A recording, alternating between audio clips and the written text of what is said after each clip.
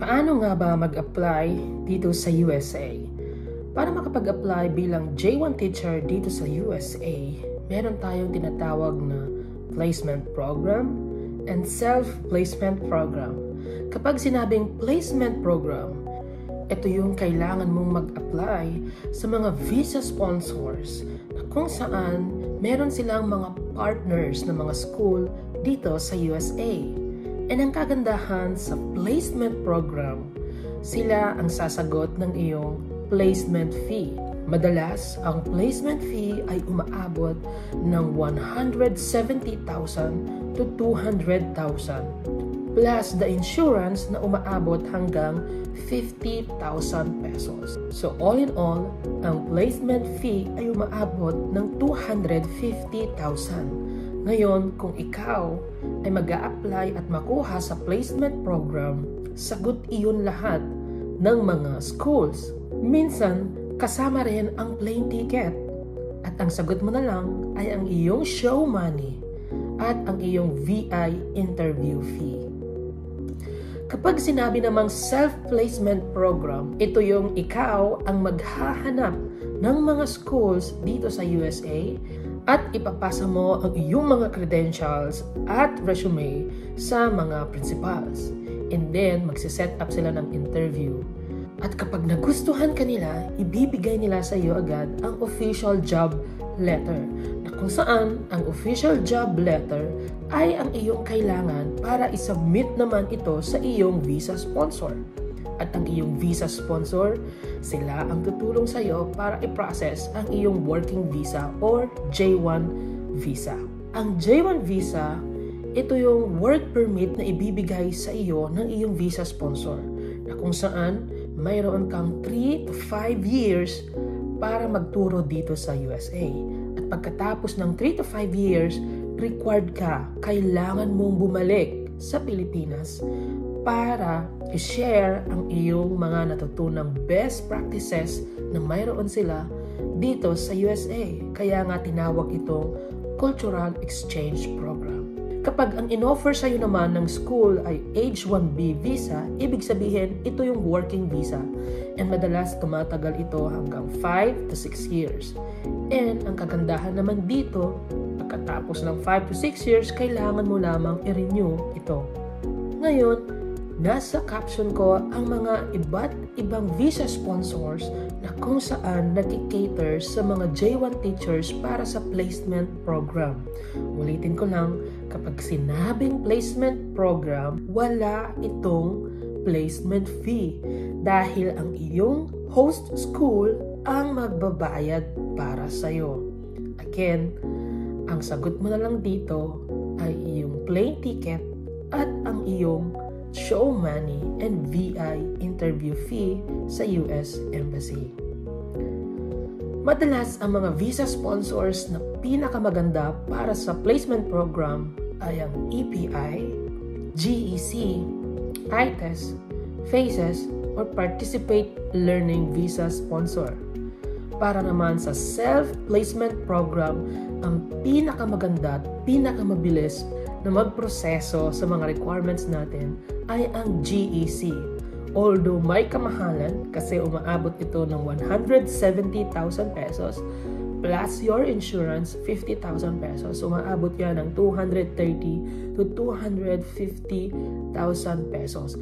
Pero sila na, ang GEC, sila na ang pinakamabilis mag-reply sa mga emails, pinakamabilis magproseso para sa mga J1 teachers na under ng self-placement program. To be honest, sa kaso ko, umabot lamang ako ng 20 days para i-process at kunin ang aking J1 visa. In-offer sa akin ang science teaching position noong July 6.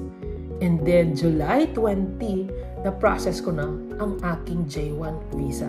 Ganon kabilis ang GEC. Kaya para sa mga J1 teachers na under ng self-placement program, ang advice ko sa inyo ay kunin ang GEC bilang inyong visa sponsor.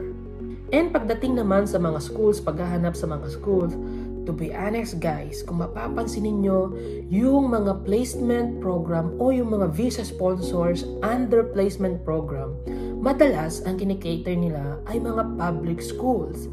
Dahil yung mga public schools dito sa USA ay sobrang nangangailangan ng maraming teachers. Kasi according sa mga local teachers dito sa USA, umaalis sila papunta sa private school or nag-change of career sila. Kaya kung ako ang tatanungin ninyo, mas maganda, lalo na kung first time mong magtrabaho, magturo dito sa USA, mas maganda kung maghanap ka ng malaking private school dito sa USA. And iwasan mo lamang yung mga malalaking city like for example sa New York or sa Los Angeles. Pero kung ikaw naman ay meron ng master's degree or doctor's degree, malaki naman ang matatanggap mong sahod. Kaya yung kung malaki ang cost of living doon, kayang-kaya nitong tapatan. So advice ko sa inyo guys, humanap kayo ng private or big private school dito sa USA, lalo na kung first time mong magtuturo dito sa USA, kung ikaw ay for self-placement program. Ngayon, kung ikaw ay for placement program, ang iyong visa sponsors ang mag-e-endorse sa iyo sa mga iba't ibang schools dito sa USA. And then magsa-set up sila ng interview, and then kapag nagustuhan ka nila, yun na, tutulungan ka nila na i-process ang iyong working visa. Kumusta naman ang mga expenses ko dito sa USA? Bigyan ko lang kayo ng idea kung magkano naman yung nababawas sa aking salary. To be honest, nandito ako sa Virginia, and yung mga taxes or mga maibabawas sa iyong salary ay ang federal tax na umaabot ng $600, ang state tax na umaabot hanggang $400, at ang binabayaran ko sa SSN na umaabot ng $200 a month. So sa isang buwan, ang naibabawas sa aking salary ay umaabot ng $1,300. Katumbas ito ng 75,000 pesos. Pagdating naman sa bayad ko dito sa aking apartment or bahay, umaabot ng $950 or 50,000 pesos.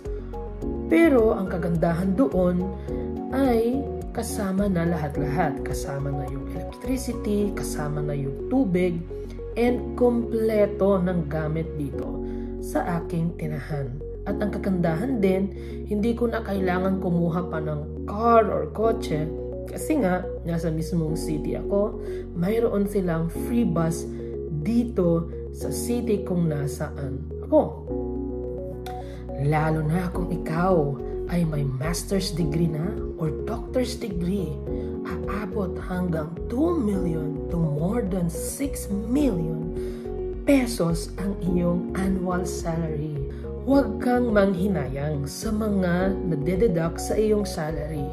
Parati mong i-compare yung natitira mong sahod doon sa dati mong sinasahod sa Pinas. And to be honest guys, makakapag-ipon, makakapagtabi ka pa rin kahit malaki ang naibabawas sa iyong salary.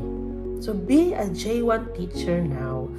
Lalo na sa October, mag-i-start na ang pag-aasikaso ng mga requirements or pag-entertain ng mga visa sponsors. So ayusin na ninyo ang inyong mga requirements. Kaya naman, kung gusto natin na makaipon para sa pamilya natin at higit sa lahat, para sa sarili natin. Dear Pinoy teachers, be a J1 teacher now. Lahat ng nangyayari sa buhay natin ay may kanya-kanyang dahilan.